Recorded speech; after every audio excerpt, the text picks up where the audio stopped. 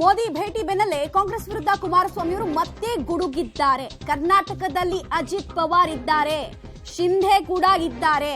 ಶಿಂಧೆ ಮೊದಲು ಬರ್ತಾರೋ ಅಜಿತ್ ಪವಾರ್ ಮೊದಲು ಬರ್ತಾರೋ ಕಾದು ನೋಡೋಣ ಅಂತ ಮತ್ತೊಮ್ಮೆ ಬಾಂಬ್ ಅನ್ನ, ಈ ಕಾಂಗ್ರೆಸ್ ಸರ್ಕಾರದ ಆಯುಷ್ಯವನ್ನ ಪ್ರಶ್ನೆ ಮಾಡೋ ರೀತಿ ಒಂದು ಬಾಂಬ್ ಅನ್ನ ಸ್ಫೋಟಿಸಿದ್ದಾರೆ.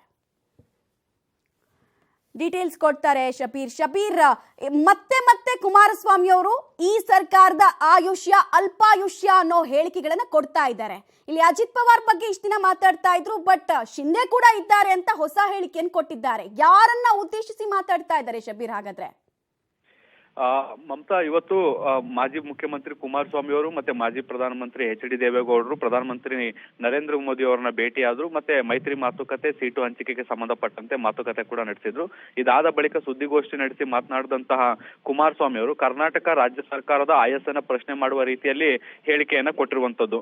ಕಾಂಗ್ರೆಸ್ನಲ್ಲೂ ಕೂಡ ಸಾಕಷ್ಟು ಒಡಕುಗಳಿರುವಂತದ್ದು. ಈ ಒಡಕುಗಳು ಎಂದು ಸ್ಫೋಟ ಆಗುತ್ತೆ ಅನ್ನುವಂಥದ್ದು ನಿರ್ದಿಷ್ಟವಾಗಿ ಗೊತ್ತಿಲ್ಲ. ಒಂದು ಸಮಯಕ್ಕಾಗಿ ಕೆಲವು ನಾಯಕರು ಕಾಯುತ್ತಿದ್ದಾರೆ.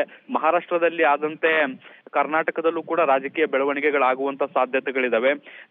ಏನು ಶಿವಸೇನೆಯಲ್ಲಿ ಶಿಂಧೆ ಇದ್ದಂತೆ, ಜೊತೆಗೆ NCPಯಲ್ಲಿ ಅಜಿತ್ ಪವಾರ್ ಇದ್ದಂತೆ ಕಾಂಗ್ರೆಸ್ನ ಒಳಗಡೆ ಕೂಡ ಕೆಲವು ಬಂಡಾಯ ನಾಯಕರಿದ್ದಾರೆ. ಅದರಲ್ಲಿ ಯಾರು ಮೊದಲು ಬಂಡಾಯ ಹೇಳ್ತಾರೆ ಅನ್ನುವಂಥದ್ದು ನಿರ್ದಿಷ್ಟವಾಗಿ ಗೊತ್ತಿಲ್ಲ ಅನ್ನುವಂತ ರೀತಿಯಲ್ಲಿ ಹೇಳಿದ್ದಾರೆ. ಆದ್ರೆ ಆ ನಾಯಕರ ಹೆಸರುಗಳನ್ನ ಉಲ್ಲೇಖ ಮಾಡ್ಲಿಕ್ಕೆ ಅವರು ನಿರಾಕರಿಸಿರುವಂತದ್ದು. ಆ ಮೂಲಕ ಒಂದು ಒಳಗಡೆ ಒಂದು ಹೊಂದಾಣಿಕೆಯ ಕೊರತೆ ಇಲ್ಲ ಅನ್ನುವಂಥದ್ದನ್ನ ಮಾತ್ರ ಅವರು ಒತ್ತಿ ಹೇಳುವಂತ ಪ್ರಯತ್ನವನ್ನ ಮಾಡಿದ್ದಾರೆ. ಮಮತಾ, ರೈಟ್, ಧನ್ಯವಾದ ಶಬೀರ್ ತಮ್ಮ ಮಾಹಿತಿಗಾಗಿ.